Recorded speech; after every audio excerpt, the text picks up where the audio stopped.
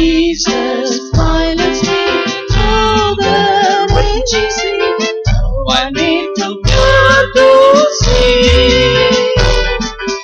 Talking out and I know see. When the wind mighty is my God to see.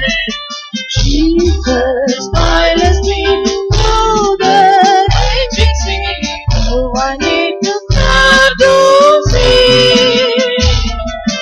Talking out and I know see. When the wind mighty is my God to see. Faithful I shall ever be, even in for His word, loving me, choosing me, having heart in passing soul. Only me to be worthy of His Lord, there my win I want. Jesus silenced me through the raging sea. Oh, I need to God to see. Nothing out and I know see. In the way my is my God to see. Jesus silenced me through the raging sea. Oh, I need to God to see. Nothing out and I know see. In the way my is my God to see. Doubtful I will never be, but I talk, I believe, praising Him, trusting Him, loving His love. Singing my Lord, I will reach the end and remember. Jesus silenced me through the raging sea. Oh, I need to God to see. Nothing out and I know see. In the wind my is my God to see. Jesus silenced me through the raging sea. Oh, I need to God to see. Nothing out and I don't see. In the wind my is my God to see. Not for me, not for me, staying so He cares for me, guarding me, shining me, having made the seas for me, turning every part of me, everything, running all I need. Jesus silenced me through the raging sea. Oh, I need to God to see. Nothing out and I know see. In the way my is my God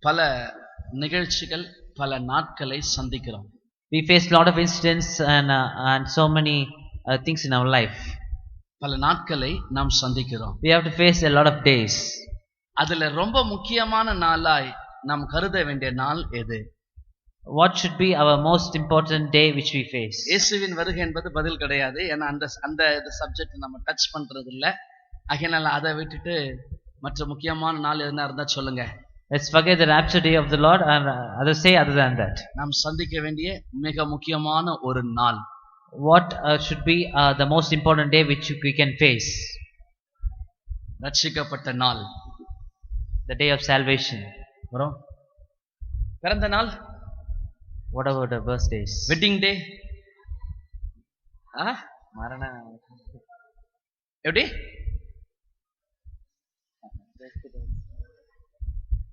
எத்தனை பேர் ரெடியா இருக்கிறீங்க? மிக முக்கியமான ஒரு நாள். A very important day. அதே நேரத்தில் உண்மையான கிறிஸ்தவனுக்கு மகிமையான நாள்.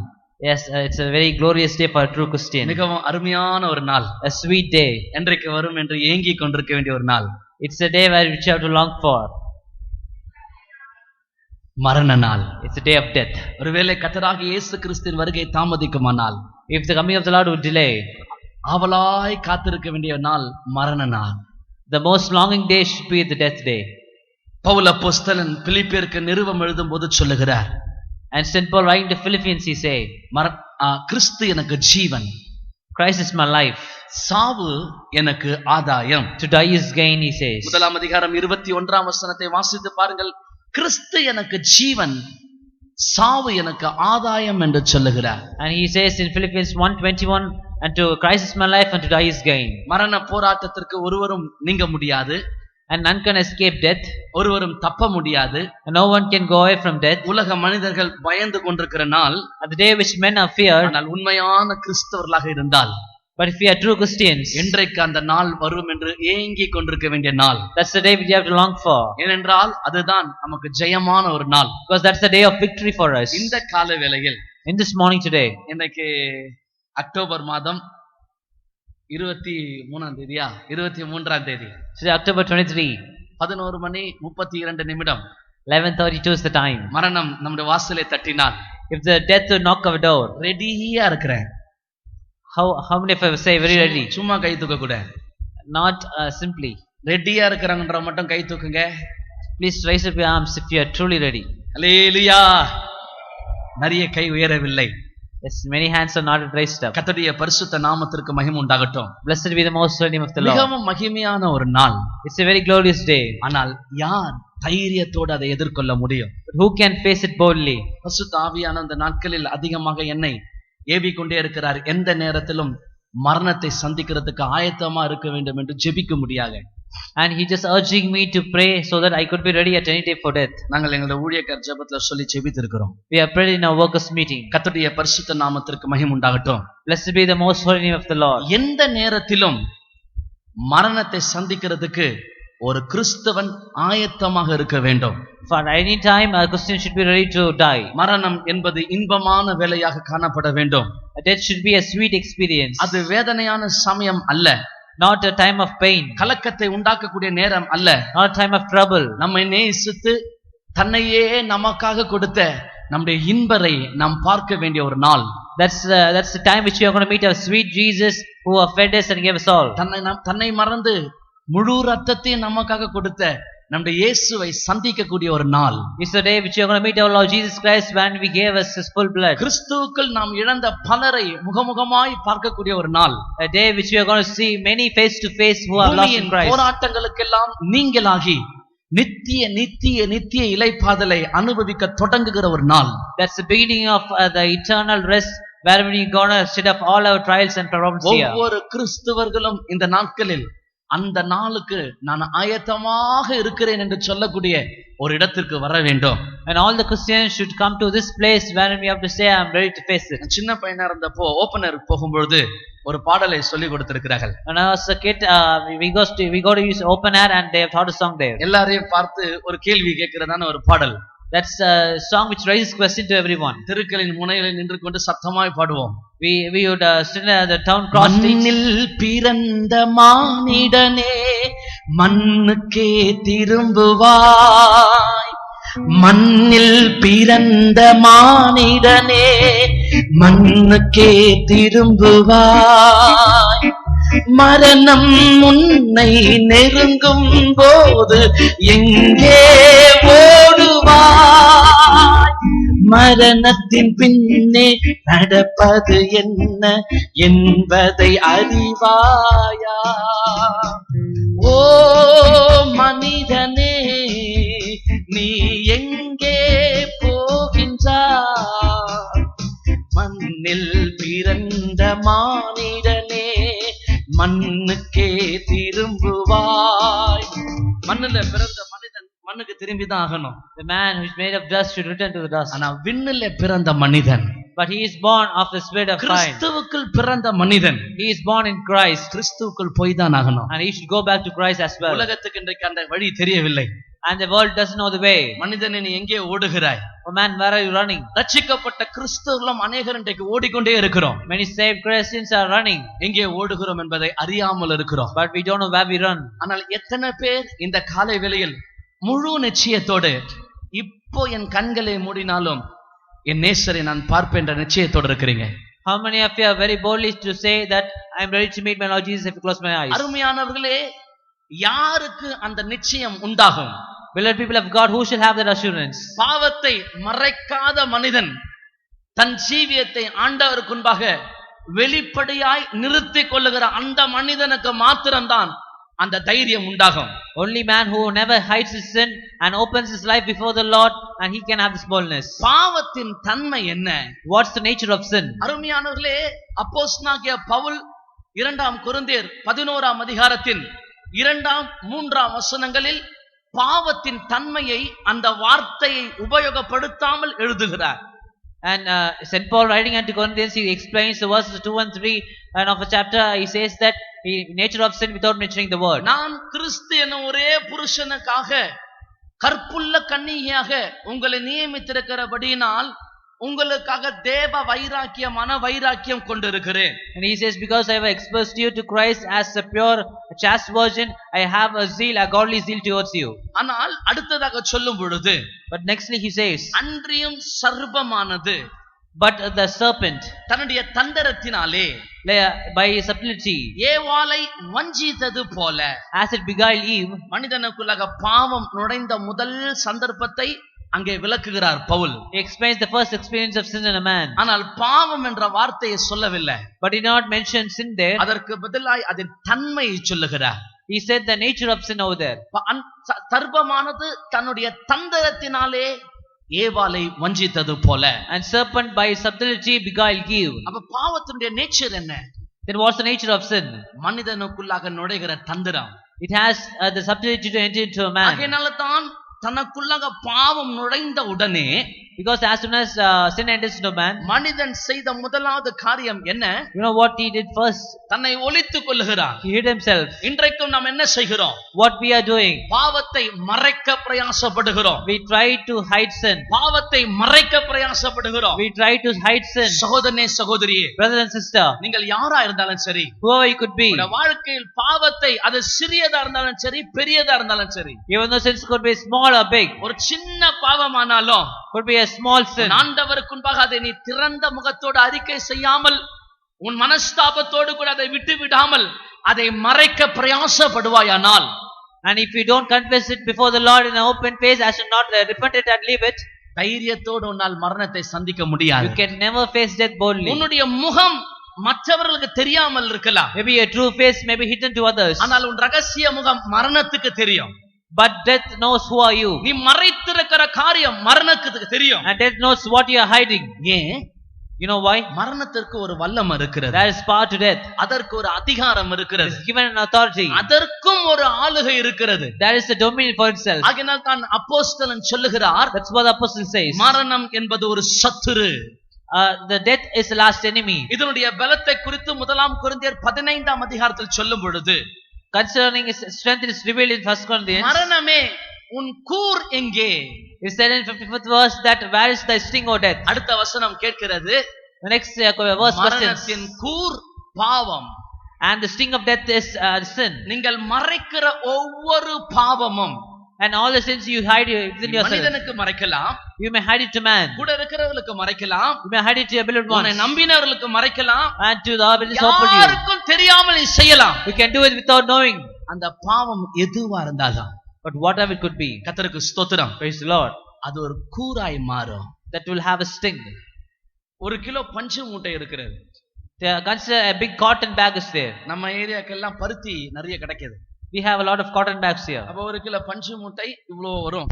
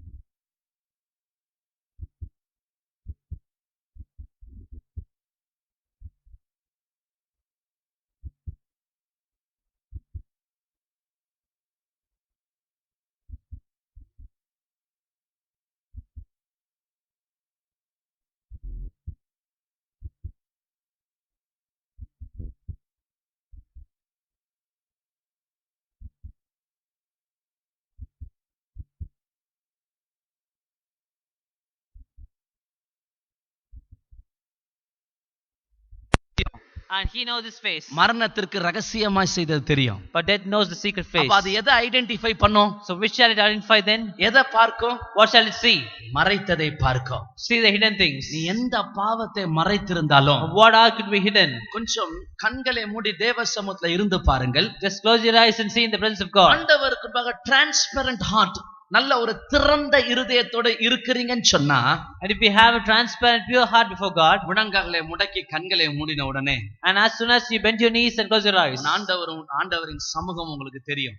you will see the presence of God. இல்லாவிட்டால் Or else நீ செய்த பாவம் தான் முன்ன வந்து நிற்கும். the sins you do shall stand. நல்லா மீறி மீறி மீறி அப்புறம் தேவ சமூகத்திற்குள்ள நுழைகிறது ரொம்ப டைம் எடுக்கும். It will take a lot of time to cross over all the sins and get in. ஏன் ஜெப நேரம் ரொம்ப கஷ்டமா இருக்கு? Why your prayer time is hard? ஏன் ஜெப டைம்ல நல்லா தூங்குறோம்? Why we sleep at the time? ஏன் முடியல? Why can't we stand நீ it? கண்களை மூடும் பொழுது உன் தேவனையும் உன் தேவனுடைய பிரசன்னத்தையும் அறிந்து கொள்ள முடியவில்லை. Because when you close your eyes, you cannot see your God and His presence. காரணம் என்ன? You know why? பாவத்தை மறைத்திருக்கிறோம். We have hide of sins. ஒரு நாள் தானியேலை கொண்டு போய் சிங்கக்கெபியில போட்டார்கள். And one day Daniel was cast into this den of lions. பொதுவாக பாபிலோன்ல சொல்லுகிறார்கள், குறைந்தபட்சம் 6 சிங்கம் இருக்கும் சொல்றாங்க. And they say at least there will be 6 lions in a den. எல்லாம் பசியா இருக்கிற சிங்கம். Or hungry lions. இப்போ ஒரு ராஜ உணவை சாப்பிட்ட ஒரு மனுஷனை தூக்கி உள்ள போடுறாங்க. So a man with the royal food, he's been cast into it. அவனுக்கு உள்ள போகும்போதும் சரி, கூட்டிட்டு போகும்போதும் சரி, சிங்கத்துக்கு இரையாக போகிறோம் என்ற பயமே இல்ல. He didn't have any fear that it's going to be a food for உள்ள lions. போன பிற்பாடு சிங்கம் அவனை டச் பண்ணவும் இல்ல.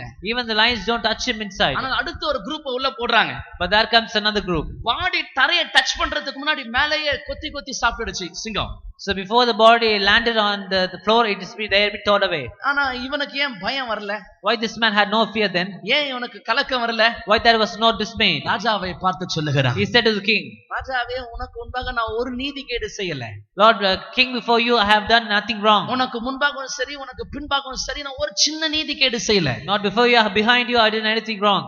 தேவனுக்கு முன்பாக சுத்த மனசாட்சியோடு இருக்கிறேன். But I with a pure conscience before the Lord as well. நான் ஏன் பயப்படணும்? Why should I fear then? மரணம் என்ன செய்யும்? What death can do? என்ன மரணம் கொன்று விடுமா? Can death kill me? என்னை கொன்றால் அதை போல மகிழ்ச்சி எனக்கு வேற எதுவும் கிடையாது. If it kill me, I am not fear about it. என்ன காரணம்? You know why? என் தேவனோடு இருப்பேன். I'm going to be with the Lord. என் தேவனோடு இருப்பேன். I'll be with the Lord. அதனால தான் நாம மரண நாட்கள்ல ரொம்ப அழகா பாடுகிறோம். That's what we sing in our death songs. என்னுற்றார் போய்விட்டார் முன்னங்கே, My relatives have gone before me, ஆயினும் நான் மீளவும் சந்திப்பேன். but I shall still face it. துக்கம் எல்லாம் மாறி போயிடும்.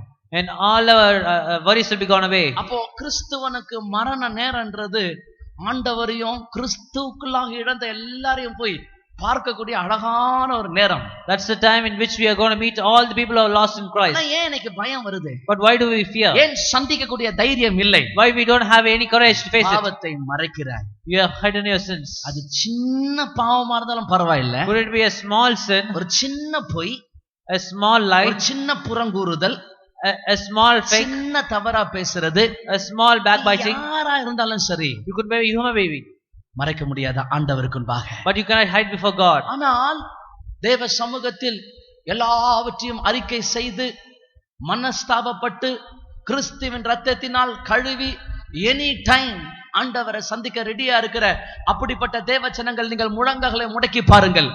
கண்களை மூடின உடனே உங்கள் தேவனை நீங்கள் சந்திப்பீர்கள். But the people who are always ready, have confessed your sins and you are washed away and you are with a pure conscience, if you close your eyes you will see the Lord. அப்போஸ்தலனாகிய யோவான் பத்மு தீவுக்கு நாடு கடத்தப்பட்டார். Apostle John was exiled to the isle of Patmos. அந்த பத்மு தீவுல எங்க பார்த்தாலும் மரண சடலங்கள். And all over the isle of Patmos there are dead bodies. நாடு கடத்தப்படுகிறவர்களை கொண்டு வந்து போடுகிறதுக்கு மாத்திரம் எப்பயாகிலும் ஒரு முறை ஒரு கப்பல் வரும். A ship would come at very long time once. ஒரு இடத்துல பார்த்தா அழுகி கொண்டே இருக்கு சரீரம். A particular place we can see bodies are rotting out. இன்னொரு இடத்துல பாத்தீங்கன்னா எலும்பு கூட இருக்கு. Another place there will be bones. கண்ணுக்கு முன்னே ஒருத்தன் செத்துக்கிட்டு இருக்கான். Before eyes the one dying. அப்படிப்பட்டதான இடத்தில் In such a place வெளிப்படுத்தின விசேஷம் 4:2 வாசிக்கிறோம். we see in Revelation 4:2 நான் உடனே ஆவிக்குள்ளானே. Immediately I was in the spirit. உடனே ஆவிக்குள்ளானே. Immediately I was in the spirit. அவருடைய சரீரம் பத்மு தீவுல தான் இருந்துச்சு. The body was in the isle of Patmos. கண்ணை மூடினார். He closed his eyes. பரலோகத்துக்கு போயிட்டார். He went to heaven. அவருடைய ஆத்துமா ஆண்டவரிடத்துல போய் விட்டது. His soul met the Lord. எப்படி நடந்துச்சு? How did it happen? எப்படி இது சாத்தியமானது? How was it possible? அந்த சூழ்நிலைகள் மத்தியிலையும் சுத்த மனசாட்சியை தங்களுக்குள்ள காத்து கொண்டார்கள். And even in those times they have preserved their pure conscience. கர்த்தருக்கு ஸ்தோத்திரம். Praise the Lord. ஒரு நாள் ஜான் வெஸ்லி இப்படி ஆண்டவர்ல ஜெபித்தாராம். One day John Wesley prayed like this. Methodist சபையை உருவாக்கின மிகப்பெரிய பரிசுத்தவான். He was the founder of the Methodist Church. அவருடைய வாழ்நாள் எல்லாம் குதிரைக்கு மேல தான் கழித்திருக்கிறார். And all his days were open a horse. காலையில ஒரு இடத்துல கூட்டம், மதியம் ஒரு இடத்துல கூட்டம், சாயந்தரம் இன்னொரு இடத்துல கூட்டம், மிட்நைட் இன்னொரு இடத்துல கூட்டம். And all the time from morning to evening, every time he held meetings. ஒரு நாள் அவர் இப்படி ஜெபித்தாராம். One day he prayed like this. 3 நாட்கள் அவருக்கு எந்த பிரச்சனையுமே இல்ல. For 3 days he didn't have any problem. ஒரு சின்ன பிரச்சனை கூட வரல. Not even a small problem. உடனே ஆண்டவர்ட்ட அவர் ஜெபிக்க ஆரம்பிச்சிட்டார். He started praying. என்னப்பா நான் என்ன தப்பு செஞ்சேன்? What wrong I did, Lord? என்ன கை விட்டுட்டீரா? Have you left me? என்ன மறந்துட்டீரா? Have you forgotten me? 3 நாள் ஒரு பிரச்சனை கூட வரலையே. 3 days I never faced a problem. ரொம்ப துக்கம் அதிகமாயி because he was worried too much. அப்படியே ரோட்டு ஓரத்துல குதிரையை கட்டி போட்டு முழங்கால் போட்டு ஜெபிக்க ஆரம்பிச்சிட்டார். He tied his horse near the roadside and started praying. பக்கத்துல தோட்டத்துல இருந்த கல்லை தூக்கி ஒரே அடி. So he threw a stone. கல்லு நேரா மூக்குல வந்து படுது. It landed on the nose. ஆண்டவரே நீர் என்னை நேசிக்கிறீர். இப்போ நான் விளங்கிட்டேன் போக ஆரம்பிச்சேன். Now I understand you love me. ஆனா இன்னைக்கு கிறிஸ்டியன் லைஃப் அப்படியே ரிவர்ஸ் ஆயிடுச்சு. But Christian life has taken a reverse. சின்ன பிரச்சனை வந்த உடனே If you face a small problem, ஏன் ஆண்டவரே கைவிட்டீரா? Why Lord you have you left me now? ஏன் எனக்கு இந்த பிரச்சனை? Why such a problem? ஏன் எனக்கு இந்த போராட்டம்? Why such a trial? ஆனா அந்த பரிசுத்தவான் But that side of God, என்ன ஒரு பிரச்சனை கூட வரல. why no problems today, Lord? என்ன அர்த்தம்? So what's the meaning? சுத்த மனசாட்சியை காத்துக்கொண்டு preserving the pure conscience, தேவனோடு இருந்த உறவுல வளர்ந்து கொண்டே இருந்தார்கள். as he was improving in his spiritual life. தேவனோடு இருக்கிற உறவுல ஒரு மனுஷன் அந்த இன்டிமேட் ரிலேஷன்ஷிப், அந்த நெருங்கிய உறவை காத்து கொண்டிருக்கும் பொழுது, so when a man will preserve the intimate relationship with God, அவனுக்குள்ள ஒரு சுத்த மனசாட்சி கிரியேட் ஆகுது. there glooms a new pure conscience. அதைத்தான் பவுல் கொரிந்தியருக்கு நிருபம் எழுதும்போது சொல்லிக் கொடுக்கிறார். That's what Saint Paul writing to Corinthians he explains. ஒருவன் கிறிஸ்துவுக்குள் இருந்தால், if a man be in Christ, அவன் புதிய சிருஷ்டியா இருக்கிறான். then he is a new creation. பழையவைகள் யாவும் ஒழிந்து போயின, and everything and all things are passed away, எல்லாம் புதியதாயின, and all things have become new. 2 கொரிந்தியர் 5ஆம் அதிகாரத்தின் 17ஆம் வசனத்தை வாசித்து பாருங்கள். In 2 Corinthians 5:17, எல்லாம் பழையவைகள் ஒழிந்து போய்விட்டது, all things are passed away, இப்போது புதிதா இருக்கிறார், and now become new creation. தெய்வத்தோடு உள்ள உறவு, that's the relationship with God. இந்த காலை வேளையில் உங்களுக்கும் ஆண்டவருக்கும் இடையே உள்ள அந்த உறவு எப்படி இருக்குது என்பதை ஆராய்ந்து பாருங்க. Today morning you should meditate on how the relationship with the Lord and you is. அந்த உறவு எப்பொழுது உண்டாகும்? When the relationship will happen, சுத்த மனசாட்சியை காத்துக்கொள்ளும் பொழுது, if you preserve the pure conscience. இதைத்தான் ஆவியானவர் சபைகளுக்கு நிருபம் எழுதும் பொழுது, that's why when the Spirit of the Lord writing to the church, சொல்றதுக்கு முன்னாடி ஒரு காரியங்களை சொல்லிட்டு இப்படி ஒரு காரியத்தை சொல்லுகிறார். after explaining these things, he says another thing. கேட்கிறதற்கு காதுள்ளவன் கேட்க கடவன். And he that hath an ear, let him hear. இப்போ நீங்க சொல்லுங்க, பிலீவர்ஸ் சொல்லுங்க, அது என்ன அர்த்தம்? கேட்கிறதற்கு காதுள்ளவன் கேட்க கடவன். What does it mean? He that hath an ear, let him hear. சொல்லுங்க. என்ன பார்த்து தான் ஆண்டவர் சொல்ற, எனக்கு 2 காது இருக்குது.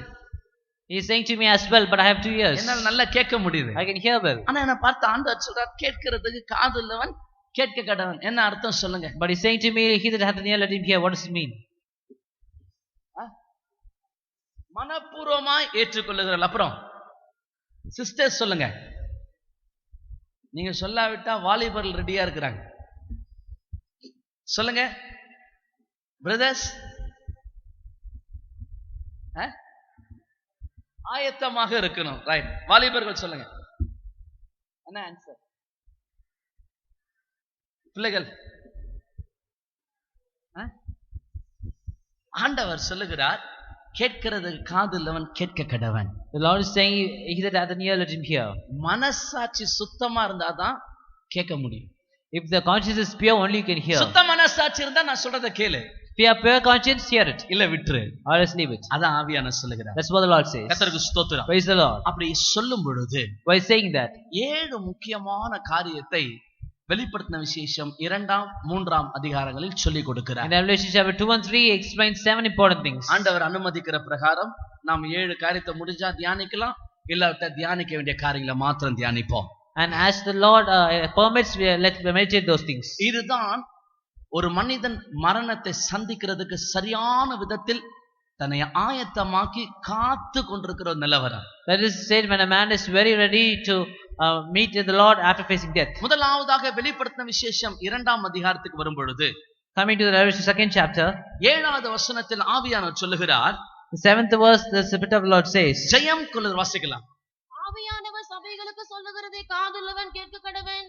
ஜெயம் கொள்ளுகிறவன் எவனோ அவனுக்கு தேவனுடைய பரதேசின் மத்தியில் இருக்கிற ஜீவ விருட்சத்தின் கனியை புசிக்க கொடுப்பேன் என்று எழுது.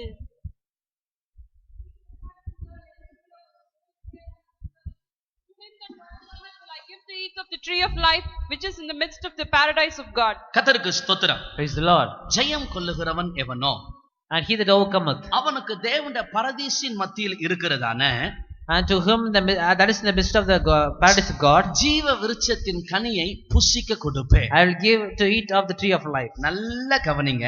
Listen very carefully. இது நித்தியத்துல நடக்க போகிற காரியம் மாத்திரம் கிடையாது. No, it does not happen in the heaven. பூமியிலேயே அனுபவிக்க போகிற காரியத்தை தான் ஆண்டவர் சொல்லுகிறார். But the Lord is saying you are going to experience this in the world itself. ஒரு வசனத்தை உங்களுக்கு காண்பித்து கொடுக்கிறேன். Let me place a verse before you. உங்கள் வேத புத்தகத்தை 2 நாளாகும் புத்தகம் 1ஆம் அதிகாரத்துக்கு நேராக திருப்பிக் கொள்ளுங்கள். Turn your scriptures to the book of 2nd Chronicles chapter 1. நீங்கள் 1ஆம் அதிகாரத்துக்கு வரும் பொழுது, coming to the opening chapter, முதல் 2 வசனங்களை வாசித்து பாருங்க. read the first 2 verses. அங்கே நாம் தெளிவாய் அழகா ஒரு வசனத்தை பார்க்கிறோம். We see a verse very clearly. தாவீதின் குமாரனாகிய சாலமோன் தன் ராஜ்யத்திலே பலப்பட்டான். அவனுடைய தேவனாகிய கர்த்தர் அவனுடனே இருந்து அவனை மிகவும் பெரியவனாக்கினார். And Solomon the son of David was strengthened in his kingdom, and the Lord his God was with him and magnified him exceedingly. கர்த்தருக்கு ஸ்தோத்திரம். Praise the Lord. எல்லாரும் அந்த வசனத்தை கவனிங்கள். All of you listen to this verse. தாவீதின் குமாரனாகிய Solomon அவனுடைய ராஜ்யத்தில் ஸ்திரப்பட்டான். Solomon the son of David strengthened in his kingdom. அடுத்த வசனம் என்ன சொல்லுகிறது? What the next verse say? தேவனாகிய கர்த்தர் அவனோடு இருந்தார். And the Lord was with him. அந்த வசனம் இப்படிதான் சொல்லி இருக்கணும். And this verse should have gone by this way, like this. தேவனாகிய கர்த்தர் சாலமோனோடு இருந்தபடியினால் அவன் ராஜ்யத்தில் ஸ்திரப்பட்டான். He should have said the Lord was with him, that's why he was strengthened in his kingdom. ஆனா வசனம் என்ன சொல்லுது? But what the verse says, அவன் ராஜ்யத்தில் ஸ்திரப்பட்டான், and he was strengthened in his kingdom, அப்பொழுது தேவனாகிய கர்த்தர் அவனோடு இருந்தார். then the Lord was with him. அப்போ அதுக்கு முன்ன ஆண்டவர் இல்லையா? So before that, was he not with him? இருந்தார்.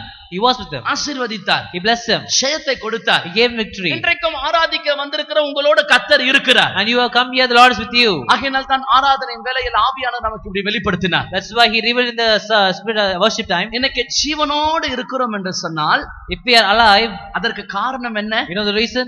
தேவன் நம்மோடு இருந்தார். Because He was with us. தேவன் நம்மோடு இல்லாவிட்டால் நாம் ஜீவனோடு இருக்க முடியாது. If He wasn't with us, we could not be living. அதற்கும் But for that, ராஜ்யத்துல ஸ்திரப்பட்ட பிற்பாடு ஆண்டவர் அவனோடு இருந்தார் என்று சொல்வதற்கு வித்தியாசம் இருக்கு. but that is a different saying that because He strengthened His kingdom, the Lord is with them. கிறிஸ்துவ வாழ்க்கை ஜெயம் எடுக்க வைக்கிற வாழ்க்கை. A Christian life makes us overcomers. ஜெயம் எடுத்து ஆளுகை செய்ய வைக்கிற வாழ்க்கை. But we are making overcomers, we are going to rule it. ஜெயம் எடுத்தா மாத்திரம் போதாது, Not just overcoming, ஆளுகை செய்ய வேண்டும். but we have to rule. அதான் ஆண்டவர் மனிதனை சிருஷ்டித்த பொழுது When God created man, எல்லாவற்றையும் ஆண்டு கொள்ளுங்கள் என்று சொல்லுகிறார். He said rule over everything. அததான் இங்க பார்க்கிறோம். That's what we see here. ஜெயஜீவியம் செய்கிறவன் எவனோ, And he that overcometh, அவனுக்கு என் தேவனுடைய பரதீசில் மத்தியில் இருக்கிற அந்த ஜீவ விருட்சத்தின் கனியை புசிக்க கொடுப்பேன். and to eat to him I will eat he will eat the tree of life, that is the midst of paradise. ஜெயம் எடுத்த பிற்பாடு தான் இது கிடைக்கும். But only after victory you can do it. எந்த பகுதியில ஜெயம் எடுக்கணும்? Then where you have to take me இந்த victorious. ஜீவ விருட்சத்தின் கனியை புசிக்க கொடுப்பேன்னா அர்த்தம் என்ன? What is the meaning? I shall give you the tree of life. இந்த ஜீவ விருட்சத்தின் கனியை புசிக்கிறவங்களுக்கு மரணம் கிடையாது. And they that eat will never face death. அப்ப நான் ஜெயம் எடுத்தா எனக்கு அந்த கனி உண்டு. If I am victorious, I can get it. எனக்கு மரணம் கிடையாது. I don't have any death. அந்த அர்த்தம் எழுத்து பிரகாரமான மரணம் அல்ல. Not a literal death. என் ஆத்துமாவை கொல்லக்கூடிய எந்த வல்லமைக்கும் நான் கடந்து போகிற அந்த ரூட்ல அதிகாரமே கிடையாது. But no powers can enter into my root to kill my soul. கர்த்தருடைய பரிசுத்த நாமத்திற்கு மகிமை உண்டாகட்டும். Blessed be the name of the Lord. அப்படி ஜெயம் எடுத்தவர்களுக்கு விரோதமாக அவருடைய ஆத்துமாவை தீட்டுப்படுத்த எந்த வல்லமை வந்தாலும், And what powers may come against people to defile the soul who have overcome. இதான் அந்த வல்லமை. நான் டிராவல் பண்ற அந்த ரூட்ல இந்த வல்லமை என்னை தடை செய்கிறது என்று சொன்னால், Consider if a power is crossing my way where I am traveling. இந்த ஜீவ விருட்சத்தின் கனி ஒரு bridge மாதிரி ஒரு மேலே ஏறி நான் கிராஸ் பண்ணி போயிட்டே இருப்பேன். But I shall cross this tree of life, a bridge. ஒரு வல்லமை மேற்கொள்ள முடியாது. So nothing can tackle it. விழுந்து எழும்பி போற வாழ்க்கை அல்ல. Not a life of falling and getting up, நிலைத்திருக்கக்கூடிய ஸ்திரமான வாழ்க்கை. but a firm standing life. அது எப்பொழுது கர்த்தர் தருகிறார்? When the Lord shall give you this. எபேசு சபைக்கு ஆண்டவர் சொல்லும்போது, நீ ஆதி அன்பை விட்டாய். So the Ephesians Lord says you have lost the first love. ஆதி அன்பு என்றால் அர்த்தம் என்ன? What's the meaning of first love? ரட்சிக்கப்பட்ட போது உள்ள வருது அந்த அன்பு அல்ல. Not the beginning love and of salvation. ஆண்டவரை சந்திக்கும் போது வந்தது அந்த அன்பு அல்ல. Not the time when you met the Lord. ஆதி அன்பு என்றால் அர்த்தம் என்ன? What's the meaning of the first love? கிரேக்க பாஷையில் இப்படி ஒரு வார்த்தையை கொடுத்திருக்கிறார்கள். Word is given for the first love in the Greek. Agape என்று சொன்னால் அது godly love, surpassing than human love. Agape என்று சொன்னால் எல்லா மனுஷனுடைய அன்புக்கு பார்க்கலும் மேலான அன்பு. When we say the word agape, it means it's a love that's surpassing all the human love. ஆனால் ஆதி அன்பு என்று சொல்வதை, but the first love means parottas Agape, means protos agape. அது அர்த்தம் என்ன தெரியுமா? What does it mean then? என்னிடத்துல நேசிக்கிறதுக்கு ஒன்றுமே இல்லை. I have nothing to do love. என்னால் எந்த பிரயோஜனமும் இல்லை. There's no use of me. என்னை கொண்டு ஒன்றும் செய்ய முடியாது. You can't do anything by me. அப்படிப்பட்ட நேரத்தில் நீதான் வேண்டும் என்ற ஒரு அன்பு தேடி வந்தது. But a love came searching us, that I ஒரு அன்பை ருசித்தேனே. But I tasted that. அதான் ஆதி அன்பு. That's the first love. இவர் இங்கிலீஷ்ல நல்ல டிரான்ஸ்லேஷன் பண்றார். If this guy is translating well in English, keyboard நல்லா வாசிக்கிறார். he plays the keyboard. எனக்கு நல்லா ஹெல்ப் பண்றார். He is helping me. அதனால இவரை நேசிக்கிறேன். That's why I love him. இப்போ இவர் இங்கிலீஷ்ல டிரான்ஸ்லேஷன் சரியா பண்ணல, தப்பா பண்றார். But now he is misinterpreting. ரொம்ப டிஸ்டர்பன்ஸா இருக்கு. He is disturbing me. தப்பா keyboard வாசிக்கிறார். He is playing wrongly. எனக்கு எந்த ஹெல்ப்மே பண்றது இல்ல. He does no help to me. நான் திரும்பி பாப்பேனா இவரை? Will I ever see him back? அதான் மனுஷ அன்பு. That's human love. ஆனா ஆதி அன்பு, but the first love is அதுவல்ல. not so. என்னிடத்துல நேசிக்கிறதுக்கு ஒன்றுமே இல்ல. Lord, have nothing to love. என்னை கொண்டு ஒன்றும் செய்ய முடியாது. I can't do anything to me. என்னை கொண்டு ஒரு காரியமும் நடக்காது. I can't do anything. அப்படிப்பட்ட நேரத்தில் only on the time நேசிக்க முடியாய் சிறந்த அன்பை கொடுக்குது. அதான் ஆதி அன்பு. But the first love gives you the best time when you are failing. உங்களுக்கு ஜீவ விருட்சத்தின் கனி வேண்டுமா? Do you need the tree of life? உன்னோட போராடுற எந்த வல்லமையும் மேற்கொள்ள கூடாதபடிக்கு ஸ்திரத்தன்மையா இருக்கணுமா? Do you should be firm that not should be shaken? ஒன்றே ஒன்றை கர்த்தர் வாஞ்சிக்கிறார். But the Lord wants thing. அலைந்தேன் பல நாள் உம்மையும் மரியா மறந்தே தீரிந்த துரோகியை அலைந்தேன் பல நாள். உம்மையும் மரியா மறந்தே தீரிந்த துரோகியை அன்னைத்தீர் அன்பாலே என்னையும் அன்னைத்தீர் அன்பாலே. அன்னைத்தீர் அன்பாலே என்னையும் அன்னைத்தீர் அன்பாலே. அன்பே அன்பே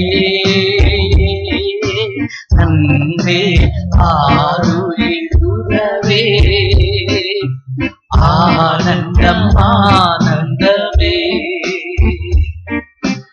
ஆனந்தம் ஆனந்தமே. அலைந்து திரிந்த நாட்களில், the times when we are wandering, சிலுவைக்கு துரோகிகளாய் பகைஞராய் ஜீவித்த நாட்களில், once we are treacherous to the cross, தேடி வந்து அள்ளி அணைத்து சேற்றிலிருந்து ஒரு அன்பு தூக்கி எடுத்ததே, caught us from the miry clay, and that's love. அந்த அன்பை மறக்காமல் என்னையா தேடினீர், என்னையா நேசித்தீர் என்று சொல்லி ஜீவியத்தின் கடைசி நிமிஷம் வரைக்கும் அதுல நிலைத்திருக்கிறதே, அதுக்கு பெயர் தான் ஆதி அன்பு. The first love means loving that and abiding the same love which sought us and from the miry state. யாதொருவனுக்குள்ளாக இந்த அன்பு இருக்கிறதோ, and whosoever has that love, அவங்க ஆண்டவருக்கு ஊழியம் செய்யறதுலயும் சரி, ஆண்டவருக்காக ஜீவிக்கிறதுலயும் சரி, ஒரு நாளும் பின்தங்க மாட்டார்கள். they will never backslide from ministering the Lord and serving Him. அப்படிப்பட்டவர்களுக்கு ஆண்டவர் ஜீவ விருட்சத்தின் கனியை கொடுக்கிறார். And to them the Lord shall give the tree of life. உன் ஆத்துமாவுக்குள்ளாக மரணத்தை கொண்டு வருகிற எந்த வல்லமையும் ஒரு நாள் உன்னை மேற்கொள்ளாது. And no power that brings death to your soul and cross your life. அதான் first step. That's the first step. இரண்டாவதாக, secondly, அதே வெளிப்படுத்தின விசேஷம் 2ஆம் அதிகாரத்தினுடைய 11வது வசனத்துக்கு கடந்து வரும் பொழுது, coming to the 11th verse of the same chapter, ஆவியானவர் சொல்லுகிறார், the Lord is saying, ஆவியானவர் சபைகளுக்கு சொல்லுகிறதை காதுள்ளவன் கேட்க கடவன். ஜெயங்கொள்ளுகிறவன் 2ஆம் மரணத்தினால் சேதப்படுத்துவதில்லை என்று எழுது. He that hath an ear, let him hear what the Spirit saith unto the churches. He that overcometh shall not be hurt of the second death. ஜெயம் கொள்ளுகிறவன் எவனோ 2ஆம் மரணத்தினால் அவன் சேதப்படுகிறதில்லை. and he that overcometh are not hurt of the second death. அருமையானவர்களே, பலவிதமான மரணத்தை குறித்து வேதாகமம் சொல்லுகிறது. The scripture explains about different deaths. பாவத்தில் ஜீவிக்கிற பகுதி மரணம். Living in sin is a death. உணர்வில்லாத ஜீவியம் மரணம். A life without understanding is death. கனநித்திரை மரணம். A slumbering state is death. சரீரத்தை விட்டு ஆவி பிரிகிறது ஒரு மரணம். Spirit departing from the body is death. மனிதன் தேவனை விட்டு பிரிகிறதும் ஒரு மரணம். Man getting away from God is death. இதெல்லாம் ஒரு முதலாம் மரணத்துக்கு என்று அடையாளமா வைத்துக் கொள்ளுங்கள். Let's consider all these a first death. ஆனால் 2ஆம் மரணம் என்று ஒரு மரணம் உண்டு. But that is death called second death. அதுதான் எரிகிற அக்கினி நரகத்திற்குள்ளாக ஒரு மனிதன் தூக்கி போடப்படுகிற பகுதி. That's the time when a man is cast in the burning fire. அது என்ன? What is it? ஆண்டவருடைய இரக்கம் ஒரு மனிதனுக்கு கிடைக்காமல் போகிறதே, அதுதான் அந்த நியாய தீர்ப்பு. That's the judgment day when a man fails to get the mercy of the Lord. கர்த்தருடைய பரிசுத்தமுள்ள நாமத்திற்கு மகிமை உண்டாகட்டும்.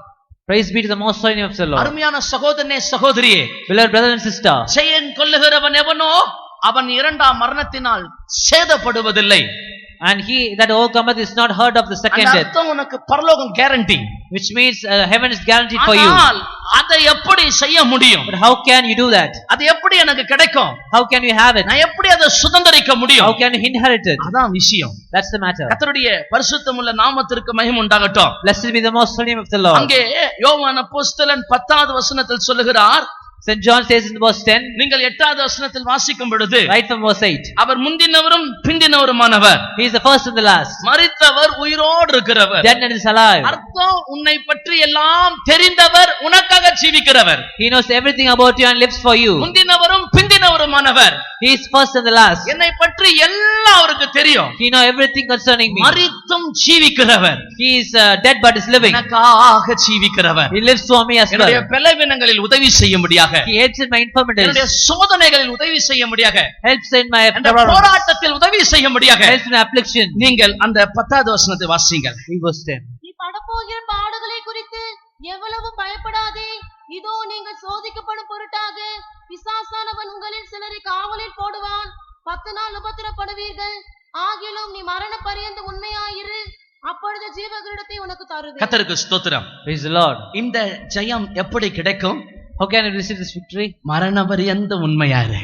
Be faithful unto death. எத்தனை சோதனைகள் வந்தாலும், Whatever problems you could face, எத்தனை போராட்டங்கள் வந்தாலும், whatever trials you can have, எத்தனை காற்று வீசினாலும், எத்தனை கடல் எழும்பினாலும், no heavy winds and seas may roar, எவ்வளவு போராட்டங்கள் வந்தாலும், so great afflictions we would face, நேசு என்னை கைவிட மாட்டார். but Jesus never fails. நேசு என்னை கைவிட மாட்டார். He never forsakes me. அவரை நம்பி வந்துட்டேன். I have come hoping Him. என்னை அழைத்தார்.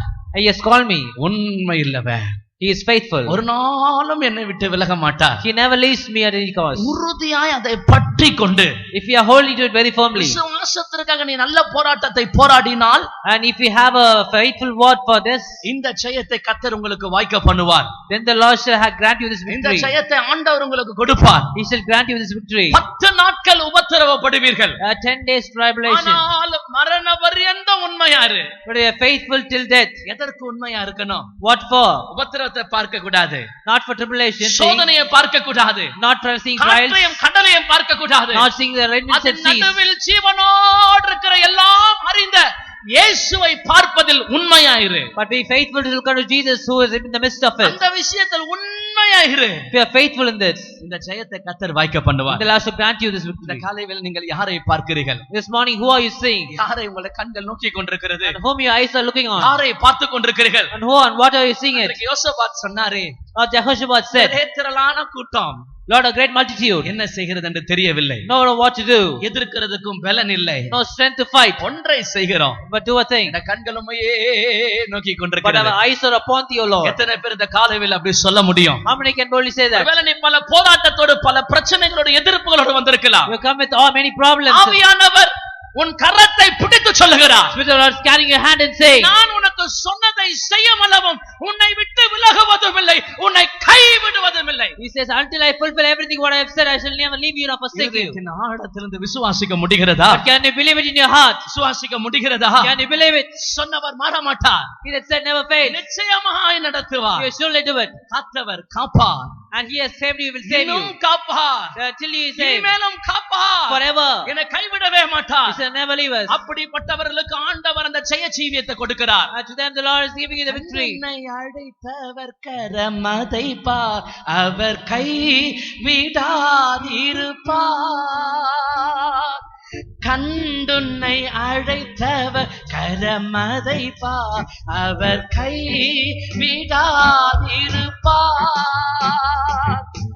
ஆண்டுகள் தோறும் உனக்கவர் அளித்த ஆசிகளை எண்ணிப்பார். ஆண்டுகள் தோறும் உனக்கவர் அளித்த ஆசிகளை எண்ணிப்பார், எண்ணிப்பார், எண்ணிப்பார், எண்ணிப்பார், என்று மதை எண்ணிப்பார், என்று மதை எண்ணிப்பார். சேர்ந்து பாடுங்கள். காப்பா உன்னை காப்பா, காத்தவர் தம்மே நோவினிலே காத்திடுவார். கலங்காதே மனமே, காத்திடுவார். எத்தனை பேர் தைரியமா சொல்ல முடியும்? How many can boldly say this? காத்தவர் எனக்காக ஜீவனோடு இருக்கிறார். He that preserves me is for living for me. கடைசி மூச்சு உள்ள வரைக்கும் இதற்கு உண்மையாரு ஜீவ கிரீடத்தை தருவார். Be faithful to this till your breath goes out of you. He will come of life. இரண்டாவது step. That's the second step. மூன்றாவதாக And thirdly, அதே வெளிப்படுத்தின விசேஷம் and the same Revelation chapter, 2ஆம் அதிகாரத்தின் 17வது வசனத்தை வாசிக்கலாம். second chapter was 17th verse. ஆவியானவர் சபைகளுக்கு சொல்லுகிறதை காதுள்ளவன் கேட்க கடவன்.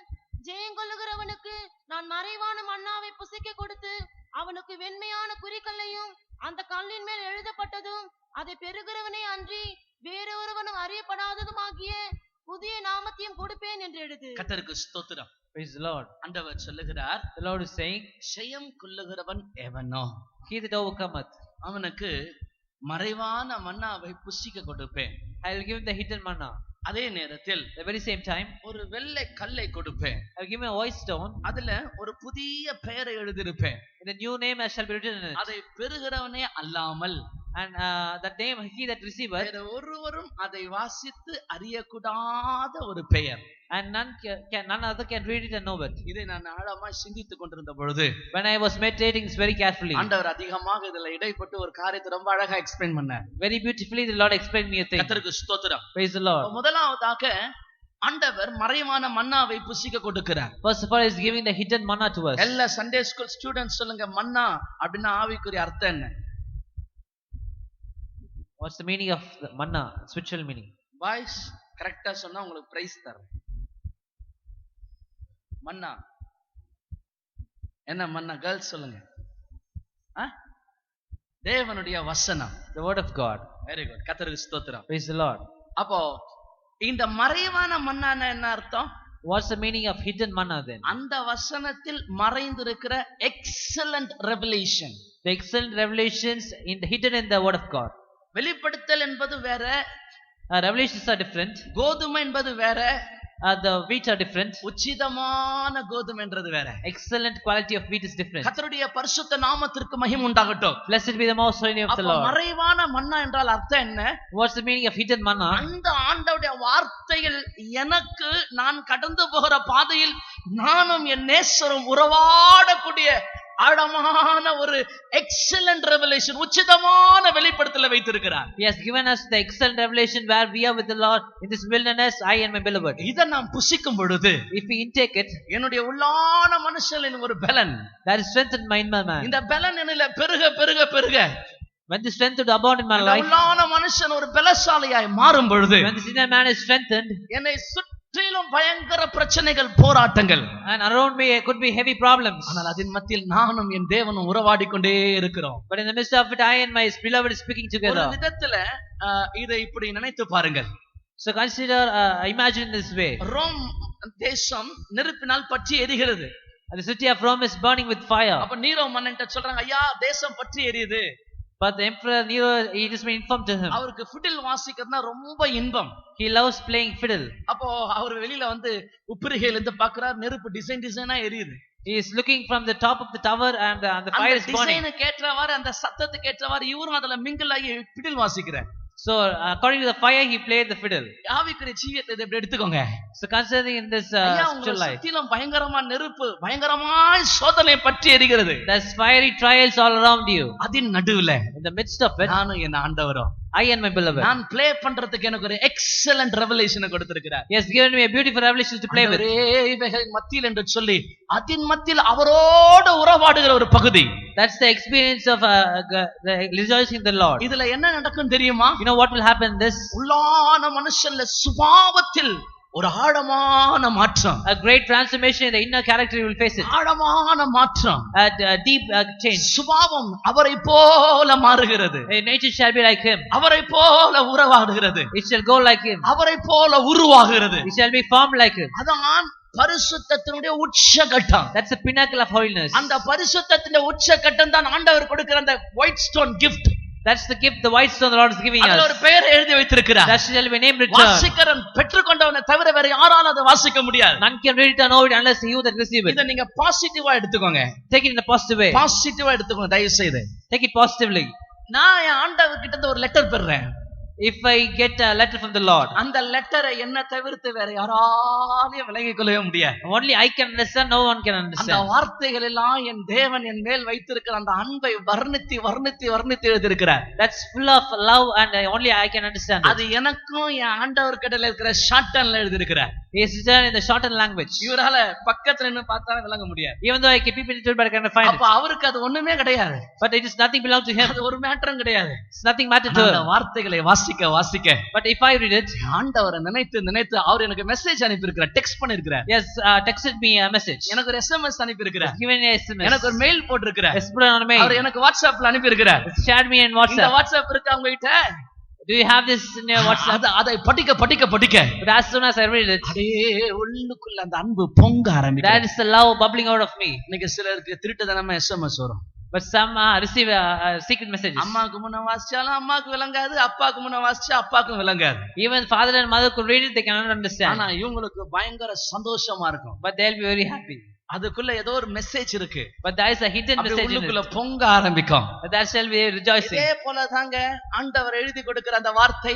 That's the word of God written in this word. என்ன தவிர்த்து வேற யாராலும் வாசிக்க முடியாது. Only I can read it. நீங்க வாங்குனீங்கன்னா உங்களை தவிர்த்து வேற யாராலும் வாசிக்க முடியாது. If you receive it, only you can read it. அது என்ன தெரியுமா? You know what is that? அதான் ஆண்டவருடைய ஆழமான அன்பு. That's the divine deep love of God. இந்த அன்பில நிரம்பும் பொழுது, As you grow in this love, இந்த அன்புல அவர் பொங்கும் பொழுது, as you bubble out in this ஒரு love, பக்தன் இப்படி ஆண்டவரை துதித்து பாட ஆரம்பிக்கிறார். as saint of God being sing like this, பாதையில ஆண்டவர் ஒரு SMS அவருக்கு அனுப்பிட்டார். has sent an SMS, Lord has sent white him. ஸ்டோனை கொடுத்து அதுல ஒரு பேரை எழுதி கொடுத்துட்டார். Has given a white stone as a gift and இதை return. பார்க்க ஆரம்பித்த உடனே As he saw it, அவர் சந்தோஷத்துல துள்ளி குதிக்க ஆரம்பித்து விட்டார். he started bubbling in joy. முன்ன பார்த்தா சொந்த பையன் செத்து கிடக்கிறான். Before him, the own son is dead. அந்த சொந்த மகன் செத்து கிடக்கும் பொழுது While his son is dead, இவர் உள்ள இருந்து பாட ஆரம்பிக்கிறார். he's beginning to sing before him. துக்கத்தின் பான பாத்திரம் கர்த்தாவென்றே கையில் தன்னால்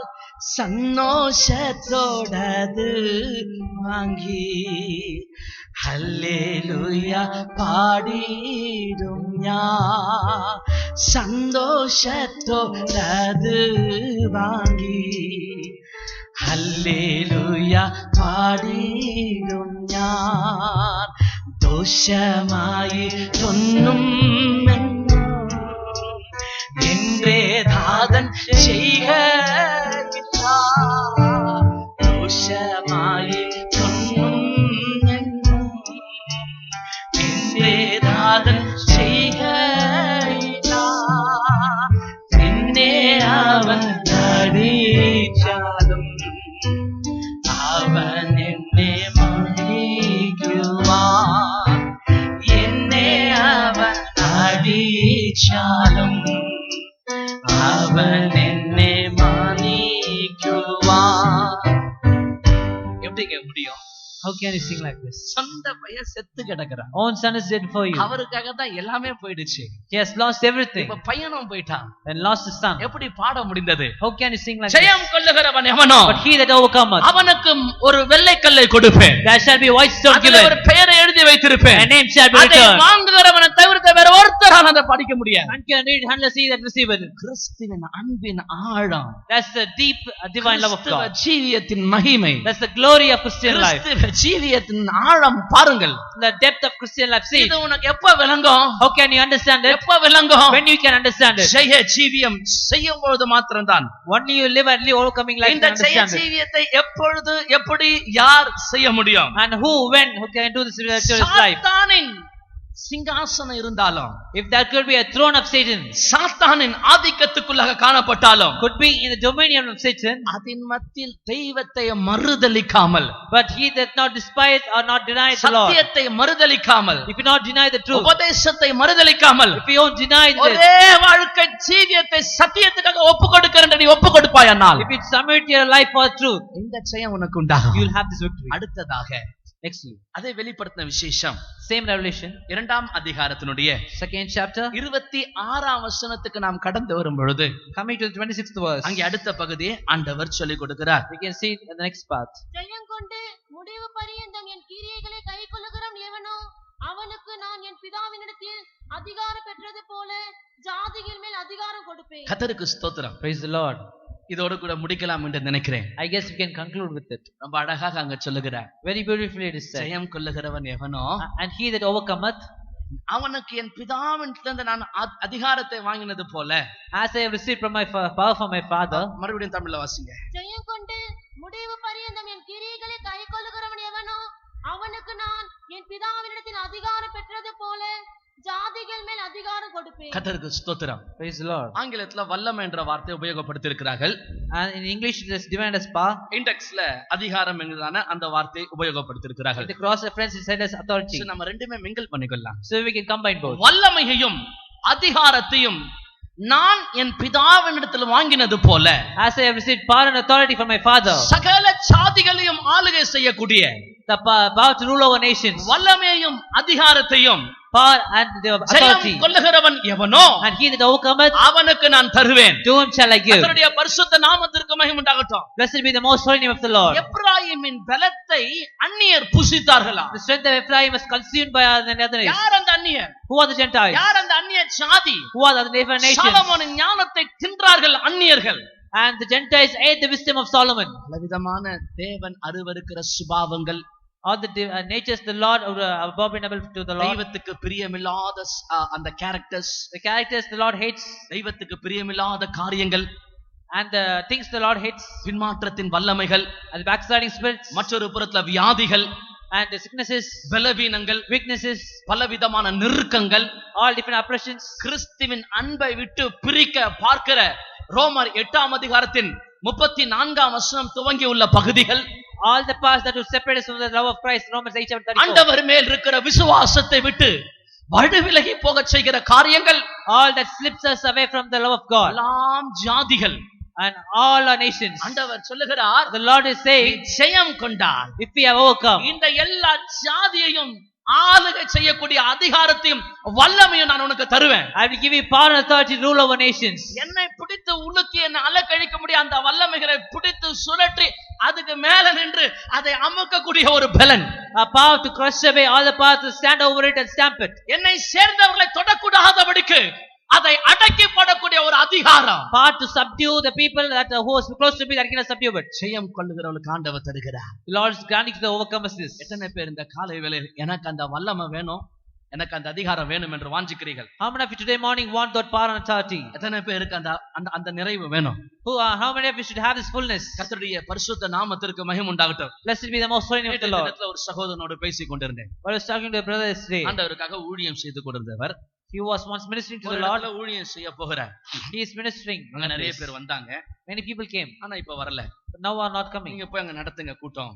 So you go and lead a message அப்ப there. போனா ஹால் சும்மா வெறுமையா இருக்கு, The hall is empty. யாரும் கிடையாது. None is over கொஞ்ச there. நேரம் இவரே ஜெபம் பண்ண ஆரம்பிச்சிட்டார், He started praying there. பாட்டு பாட ஆரம்பிச்சார், Started சாட்சியும் சொல்லிட்டார், singing and testifying. பிரசங்கத்தையும் பண்ணிட்டார்.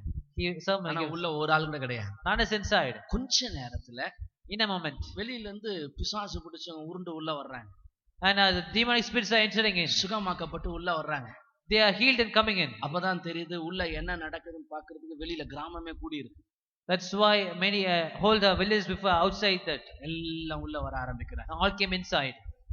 தன்னையும் காத்து கொள்ளக்கூடிய வல்லமை, A power to preserve his life, தன்னை சேர்ந்தவர்களையும் பாதுகாத்து கொள்ளக்கூடிய அதிகாரம். an authority to preserve those who are with them. எத்தனை பேருக்கு அது வேணும்? How many of you want it?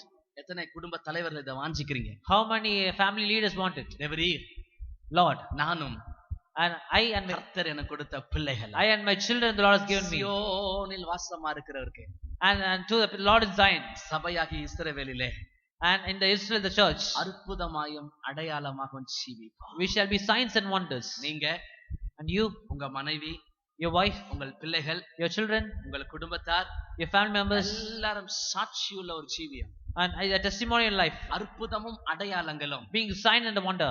குடும்ப தலைவர்கள் Family குடும்பம் heads. அப்படி இருக்கணும்னு வாஞ்சிக்கிறீங்களா? Do you want your family to be like that? எத்தனை தாய்மார் அப்படி இருக்க வாஞ்சிக்கிறீங்க? How many mothers want it? கர்த்தருடைய ஊழியக்காரர்களாகிய நாங்கள் அதை விரும்புகிறோம். We the servants of God desire it. நாங்களும் தேவன் எங்களுக்கு கொடுத்த பிள்ளைகளும், I and the Lord shall give children given to us. தேவன் எங்களுக்கு கொடுத்த ஜனங்களும். And we and the people the Lord has gave. ஒரு நாள் A day shall come. சீயோனில் தேவனுக்கு முன்பாக போய் நிற்க வேண்டும். We should stand before Zion the Lord. அப்ப எங்களுக்கும் அந்த வல்லமை அதிகாரம் வேண்டும், So even we need that power. உங்களுக்கும் அந்த வல்லமை அதிகாரம் As well வேண்டும். as you say power and இதை authority. ஆண்டவர் ஜெயம் கொள்ளுகிறவர்களுக்கு தருகிறார். The Lord is giving to the overcomers. யார் அந்த ஜெயம் கொள்ளுகிறவர்கள்? And who are the overcomers? இந்த ஜெயம் கொள்ளுகிறவர்கள் யார்? Who are those overcomers? முக்கியமான பகுதி 5-10 நிமிஷத்துல முடிக்கிறேன். In 5 or 10 minutes we'll close it. இன்னைக்கு இந்த பகுதியில் எல்லாருடைய கண்கள் திறக்கப்பட வேண்டும். But all your eyes should be open in this part. எல்லாருக்குள்ளாகவும் வைராக்கி என்ற வார்த்தையை நான் உபயோகப்படுத்த விரும்பல. வெறி உண்டாகணும். I don't want to put a seal over here, but I need a great. எல்லாருக்குள்ள அந்த வெறி பெருக வேண்டும். You should have this furiousness in you. கர்த்தருடைய பரிசுத்த நாமத்திற்கு மகிமை உண்டாகட்டும். Blessed be the most holy name of the Lord. தலை நசுக்கப்பட்ட ஆவி, தலை நசுக்கப்பட்டவன் தேசத்தை அழிக்கும்படியாக, ஜனத்தை சீரடிக்கும்படியாக தனக்கு இருக்கிற வாளின் பலத்தினால அவன் உக்கிரமாய் கிரியை செய்து கொண்டிருப்பான் சொன்னா. If the Lord he desires to curse all the people, if he working with the tail, தலையை நசுக்கிட்டு வல்லமையோட அதிகாரத்தோட இருக்கிற இடத்துல வந்திருக்கிற நமக்கு ஏன் அத பார்க்கல ஒரு பெரிய வல்லம் அதிகாரம் கிடைக்காதா? Why don't we who come with the Lord who has crushed his head, ஆண்டவர் தர மாட்டாரா? will the Lord give us? அது நமக்கு கிடைக்காதா?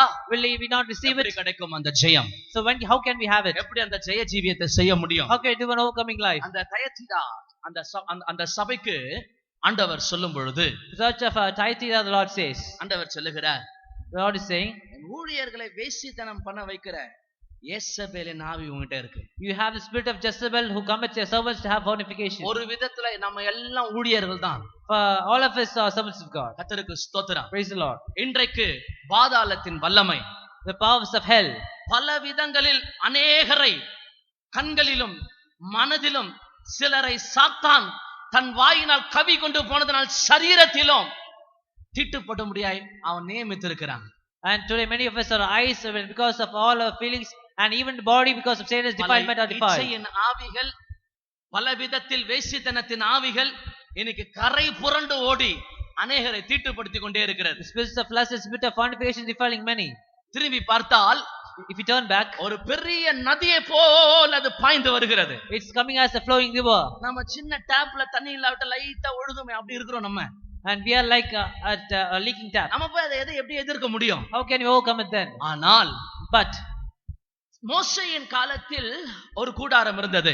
there was a tabernacle at the times of Moses. அதற்கு பிற்பாடு சாலமோனின் காலத்தில் அதில் ஆலயமாய் கட்டுகிறார்கள். In the times of Solomon there came a அதுக்கு temple. பெயர் மோசேயின் ஆசரிப்பு கூடாரம். That was the tabernacle of Moses. இதுக்கு பெயர் சாலமோனின் தேவாலயம். A temple of Solomon. ரெண்டுத்துக்கும் மத்தியில In the middle of it, தாவீதின் கூடாரம் என்று ஒரு கூடாரம் உண்டாயிருந்தது. there was the tabernacle of David. 2 நாளாகமம் 1ஆம் அதிகாரத்தில் சாலமோன் அதை சொல்லுகிறார்.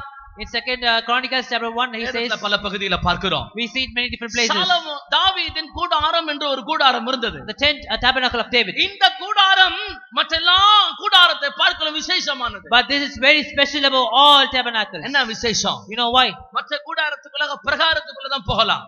And all that you can go enter into the outer court. ஆசாரியன் பரிசுத்த ஸ்தலத்துக்குள்ள போகலாம். And priest to the holy place. பிரதான ஆசாரியன் வருஷத்துல ஒரு முறை சில மணி நேரம் மகா பரிசுத்த ஸ்தலத்துக்குள்ள போலாம். Only the high priest go into the most என்ன holy place. இருக்கிறது அந்த மகா பரிசுத்த ஸ்தலத்தில்? But what is in the most holy place? ஷெகைனா மகிமை. The glory of Shekinah. மனிதனை பிரகாசிக்க வைக்கிற ஷெகைனா மகிமை. The glory that enlightens man. பூரணத்துக்கு நேராய் நடத்துகிற ஷெகைனா மகிமை. Shekinah glory that is so மூடினதான ஷெகைனா மகிமை. that uncovers. இத நீங்க ஆசரிப்பு கூடாரத்துல பார்க்க முடியாது. You cannot see in the tabernacle. சாலமோனின் ஆலயத்துல பார்க்க முடியாது. Not in the temple of Solomon. தாவீதின் காலத்துல ஒரு கூடாரம் இருந்தது. But there was a tent the time of David. பெயர் தாவீதின் கூடாரம். The tent of David. அந்த தாவீதின் கூடாரத்தை எட்டி பார்த்தால், and if you would peep over it, ஸ்ட்ரைட்டாவே நீங்க அந்த பெட்டியை மட்டும் தான் பார்க்க you முடியும். can see only the ark. அதற்குள்ள வேற ஒன்றும் கிடையாது. And nothing in it. அங்க அந்த பெட்டியை மாத்திரம் தான் வைத்திருந்தார்கள். Only the ark was kept over there. தாவீது அந்த பெட்டியை தான் கொண்டு வந்து அதற்கு தான் கூடாரம் போட்டார். Because he put the tent for it. அதற்கு பிற்பாடு தான் அந்த ஆலயத்தை கட்ட வேண்டும் என்று துடித்தான். Then he longed to build the temple. அதுக்கு பிற்பாடு சாலமோன் செய்கிறார். Then Solomon did it. நம்ம விஷயத்துக்கு வருவோம். Let's come to the point. தாவீதின் கூடாரத்துல எட்டி பார்த்ததும் தேவ மகிமைதான். But if you just look onto the temple, you shall see the glory. ஷெகைனா மகிமை. And all over the place there is Shekinah glory. ஆனால் அந்த கூடாரம் இன்றைக்கு விழுந்து போய்விட்டது. But sadly that tent is fallen today. அன்புள்ள ஆண்டவர் சொல்லுகிறார். But the loving Lord is saying, நான் விழுந்து போனேன் தாவீதின் கூடாரத்தை திரும்பவும் எடுத்து அதை அதன் ஸ்தானத்துல வைப்பேன். I shall restore the fallen tent of David. இதை அப்படியே 102ஆம் சங்கீதத்தை கடந்து வாருங்கள். Let's come to the Psalm 122. 102ஆம் சங்கீதத்துல பார்க்கும் பொழுது we see in Psalm 102, ஆண்டவரே, oh Lord, நம்முடைய ஊழியர்கள் your servants, அதன் கல்லின் மேல் வாஞ்சை வைத்து, and your servants are longing after the stone. அதன் மண்ணுக்காக பரிதபிக்கிறார்கள். They crying for the dust of it. எல்லாரும் உடைய வேத புத்தகத்தை அந்த 102ஆம் சங்கீதத்துக்கு நேராக திருப்பிக் கொள்ளுங்கள். Let's turn our scripture to the Psalm 102. 14வது வசனத்தை வாசிக்கலாம். Let's read verse 14. உம்முடைய ஊழியக்காரர் அதன் கல்லுகள் மேல் வாஞ்சை வைத்து அதன் மண்ணுக்கு பரிதபிக்கிறார்கள். 13வது வசனம். தேவரீர் எழுந்தருளி தேவரீர் எழுந்தருளி சீயோனுக்கு இறங்குவீர். சியோனுக்கு இறங்குவே. அதற்கு தயவு செய்யும் காலமும் ஆண்டவரே, அதற்கு தயவு செய்யும் காலமும் அதற்காக குறித்த நேரமும் வந்தது. அதற்காக குறித்த நேரம் வந்தது. ஆண்டவரே, உம்முடைய ஊழியக்காரர் அதன் கல்லுகள் மேல் வாஞ்சை வைத்து ஊழியக்காரர் அதன் கல்லின் மேல் வாஞ்சை வைத்து அதன் மண்ணுக்கு பரிதபிக்கிறார்கள். மண்ணுக்கு பரிதபிக்கிறார்கள். கர்த்தருக்கு ஸ்தோத்திரம். Praise the Lord. எல்லாரும் நன்றாய் கவனிங்கள். All of you listen carefully. அந்த கூடாரம் இப்ப விழுந்து போச்சு. That sanctuary is fallen now. கூடாரம் உடைஞ்சு போச்சு. The tabernacle is fallen. ஆனால் தேவரீர் எழுந்தருளுவீர். But Lord, shall you rise up? அந்த சியோனுக்கு தயவு செய்யும். But thou shalt arise, have mercy on Zion. சியோனுக்கு இறங்கும் ஆண்டவரே. Have mercy on Zion, O God. சபையில் எல்லாரும் இல்லாவிட்டாலும் ஒரு சின்ன கூட்டத்தை ஆண்டவரே, நாங்கள் இந்த கல்லின் மேல் வாஞ்ச வைக்கிறோம், அதன் மண்ணுக்காய் பரிதபிக்கிறோம். ஆண்டவரே, Lord, we have pleasure in the stones and we long for the dust thereof. எழுந்தருளும் ஆண்டவரே. Lord, arise. சியோனுக்கு இறங்கும் ஆண்டவரே. Have mercy on Zion, O God. அதற்கு தயவு செய்யும் ஆண்டவரே. Lord, have favor on it. அதற்காக குறித்த நேரமோ At the right time. அதற்கான காலமும் வந்ததே. And set season has come. அதன் கல்லின் மேல் வாஞ்சை வைத்து மண்ணுக்காக பரிதபிக்கிறோமே. Lord, we long and take pleasure in the stones. ஆதி மகிமையை திரும்ப தாரும். Lord, restore the former glory. ஆதி வல்லமையை திரும்ப தாரும். Restore the former glory, O Aadhi God. ஆளுகையை திரும்ப தாரும். Restore the former dominion. ஆதி அன்பை திரும்ப ஊற்றும். Restore the first love. சின்ன கூட்டம். A very small group. நாங்கள் எட்டி பார்த்த உடனே மகிமையை பார்த்தோமே. But if you looked onto it, we have எட்டி seen glory. பார்த்த உடனே மகிமையை பார்த்தோமே. We have seen the glory as we looked on. அந்த நாட்கள் திரும்ப வராதோ? Will the days not come back? அந்த காலங்களை திரும்ப பெற்றுக்கொள்ள மாட்டோமோ? Won't we receive those days back? இதற்காய் கதறக்கூடிய ஒரு சின்ன கூட்டம். A small group to cry for it. இதை அடையக்கூடாதபடிக்கு அதற்கு விரோதமாய் துணிந்து நிற்கிற இயேசபேலின் ஆவியை கால்களின் கீழ் நசுக்கக்கூடிய ஒரு சிறிய கூட்டம். A small group to crush the power of Jezebel which is against it. எழும்பாதா என்று ஆண்டவர் காத்துக் The கொண்டிருக்கிறார். Lord is waiting for the group to அந்த arise. சீயோனின் மதில்களின் மேல் நரிகள் ஓடி திரிகிறது. But foxes are running over the walls of Zion today. ஆனால் 16வது வசனத்தை பாருங்கள். But see in verse 16. கர்த்தர் சியோனை கட்டி The Lord shall build Zion, தமது மகிமையிலே வெளிப்படுவார். then he shall appear in the glory. கட்டாம விட மாட்டார். He shall never fail to build it. கட்டாம விட மாட்டார். He will not leave building it. அந்த தாவீதின் கூடாரத்தை தான் அங்கே தாவீது எழுதி வைத்திருக்கிறார். That's what David written over there. நிச்சயமாய் கட்டப் போகிறார். He's going to build it successfully. கண்களை இந்த விஷயத்திற்காக மூட திராணிகள் மூடிக்கொள்ளுங்க. If you can close your eyes for this, please close your eyes. இதே நிமிஷம் Just 5 more minutes. இருதயத்தை வெடித்து கதற உனக்கு திராணி இருக்குமானால் முழங்காலை முடக்கி கதறு. If you have power to burst out in tears and burst in your hearts, do it. இல்ல எழுமி நிற்கணும்னு ஆசையா இருந்தா எழுமி நின்னுக்கோங்க. If you have to stand up, please do it. ஆனால் ஒன்று But one thing, ஐயா, Lord, அந்த ஆளுகையும் அந்த வல்லமையும் திரும்ப வேணும். God, restore the power and authority. ஆண்டவர் சொல்றார், ஜெயம் கொண்டால் கிடைக்கும். The Lord is saying, if you overcome, you shall have it. அந்த இயேசபேலின் ஆவியை நிர்மூலமாக்கி அதை மிதிக்கக்கூடிய ஒரு வைராக்கியம் தாங்க. Lord, give us the zeal to trample the power of Jezebel. அதே நேரத்தில் At the very same time, ஆண்டவரே, Lord, சியோனுக்கு இறங்குவீராக. have favor on Zion. அதற்காக குறித்த நேரம் வந்தது. At the right time, விழுந்து கிடக்கிறோம் ஐயா. Lord, we have fallen. தாவீதின் கூடாரம் விழுந்து போயிருக்கிறது. The tabernacle of David is fallen, Lord. தேவரீர் சியோனுக்கு எழுந்தருளுவீர். Lord, arise for Zion. தேவரீர் சியோனுக்கு எழுந்தருளுவீர். Lord, arise for Zion. இறங்கும் ஆண்டவரே. Have mercy on Zion. நரிகள் ஓடி திரிகிறது. The foxes are running over it. கல்லின் மேல் வாஞ்சை வைத்து மண்ணுக்காக பரிதபிக்கிறோம். The pleasure in the stones taking on it. கர்த்தர் சியோனை கட்டி The Lord shall build Zion. தமது மகிமையில் வெளிப்படுவார். He shall have appeared in his glory. அந்த நாள் நெருங்கி கொண்டிருக்கிறது. The day is coming close. அதற்காக ஜெயம் எடுக்கக்கூடிய ஒரு கூட்டத்தை கர்த்தர் ஆயத்தமாக்க விரும்புகிறார். The Lord is expecting the group to be found. கண்களை மூடிக்கொள்வோம். Shall we close our eyes? ஆண்டவரை நோக்கி பார்ப்பா. Shall we look to the Lord? ஆண்டவரே, உறங்காத கண்கள் வேண்டும். Lord, we need eyes not closed. உணர்வுள்ள நெஞ்சம் வேண்டும். Heart of understanding. ஓயாத கண்ணீர் வேண்டும். Eyes shall not be நீரே found. என்னை நடத்த வேண்டும். You should lead us, O God. எத்தனை பேர் அப்படி கதற போறீங்க? How many are going to cry? இந்த 4 நிமிஷத்துக்குள்ள அந்த ஆவியை வாங்கிட்டு போயிடுங்க. Just here, get the spirit over us. ஆவியில நிரம்பி குதிச்சோன்றல்ல, not be just alone, உள்ளுக்குள்ள அந்த ஆவி, but spirit inside, உள்ளுக்குள்ள அந்த உணர்வு, understanding inside. இதற்காக ஜெபிக்கக்கூடிய ஒரு ஜெப ஆவியை ஊற்று ஆண்டவரே. Lord, send forth the spirit of prayer. இதற்காக ஒரு ஜெப ஆவியை ஊற்று ஆண்டவரே. Grant unto us spirit of prayer. அந்த கல்லின் மேல் வாஞ்சை வைத்து மண்ணுக்காக பரிதபிக்கிற ஒரு ஜெப ஆவியை ஊற்று ஆண்டவரே. Lord, pour out the spirit of prayer to know அதற்காக ஓயாத கண்ணீர் சிந்தக்கூடிய ஆவியை தாரும். Spirit to shed unlasting tears. ஜெப ஆவி என்னில் ஊற்றும் தேவா, ஜெப சிந்தை என்னில் தாரும் தேவா,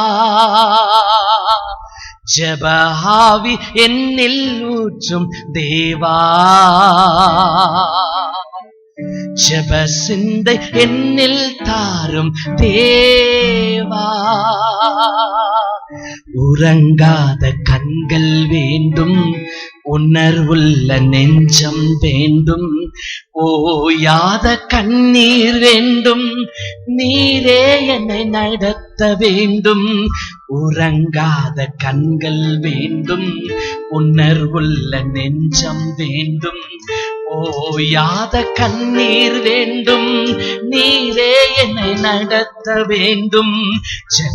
ஆவி என்னில் ஊற்றும் தேவா,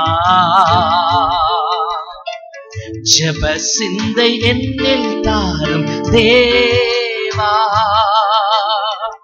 ஜெப ஆவி என்னில் ஊற்றும் தேவா, ஜெப சிந்தை என்னில் தாரும் தேவா. எத்தனை பேர் சொல்ல போறீங்க? உறங்காத கண்கள் வேணும் ஆண்டவரே, உணர்வுள்ள நெஞ்சம் வேணும் ஆண்டவரே, ஓயாத கண்ணீர் வேணும் ஆண்டவரே. நீரே என்னை நடத்த 3 நிமிஷம், இந்த 3 நிமிஷ நேரத்துக்குள்ள ஐயா ஓயாமல் கண்ணீர் சிந்தக்கூடிய ஒரு ஆவி இருக்குமானால் அதை எனக்கு தாரும் ஆண்டவரே.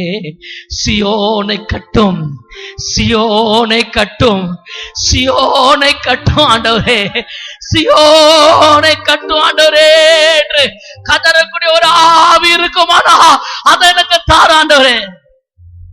பிரான்சிஸ் தேசத்தை சேர்ந்த, அசிசி தேசத்தை சேர்ந்த பிரான்சிஸ் ஒரு நாளைக்கு 2 மணி நேரம் இப்படி ஜெபிப்பாராம். அந்த 2 மணி நேரமும் தேவனே தேவனே தேவனே தேவனே தேவனே என்ற இந்த வார்த்தையை தவிர்த்து 2 மணி நேரம் வேற வார்த்தையே வராதாம். அவர் சொல்லுகிறார், என் ஏக்கம் யா, என் ஏக்கம், என் தவிப்பின் நிமித்தம் தேவனே தேவனே தேவனே தேவனே என்று கதறி கொண்டிருக்கிறேன். எத்தனை பேருக்கு அந்த ஏக்கம் இந்த காலை வேளையில உண்டு?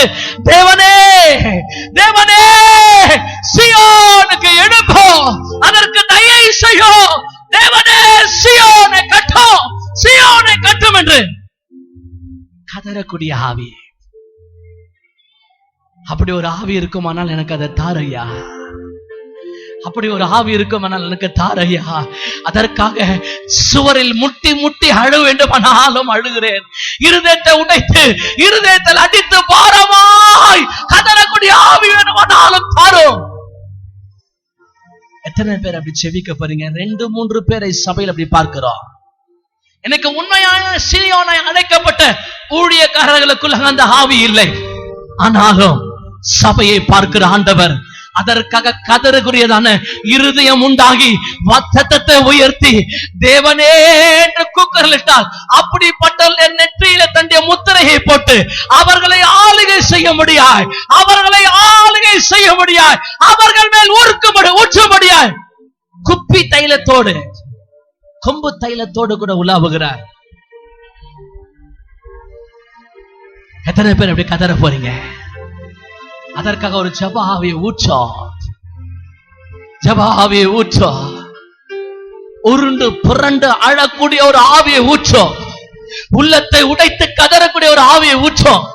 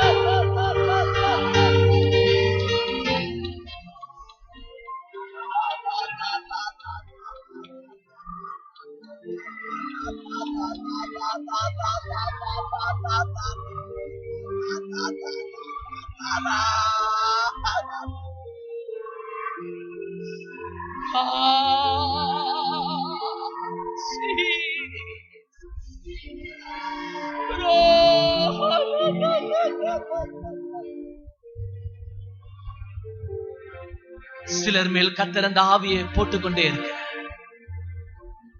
மையாய் இருதயங்கள் உடைந்து கொண்டிருக்கிறது.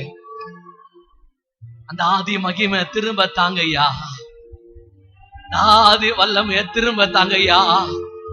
கூடாரத்துல எட்டி பார்த்ததும் செக்கைனா மகிமைய பார்த்தோமே, திரும்பவும் கிடைக்காதோ? விழுந்து போன தாவீதின் கூடாரத்தை திரும்ப எடுக்க மாட்டீரோ?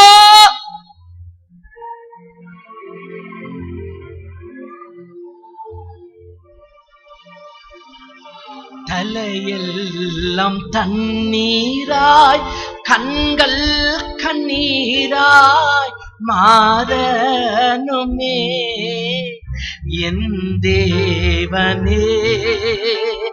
தலையெல்லாம் தண்ணீராய் கண்கள் கண்ணீராய் மாறனுமே என் தேவனே.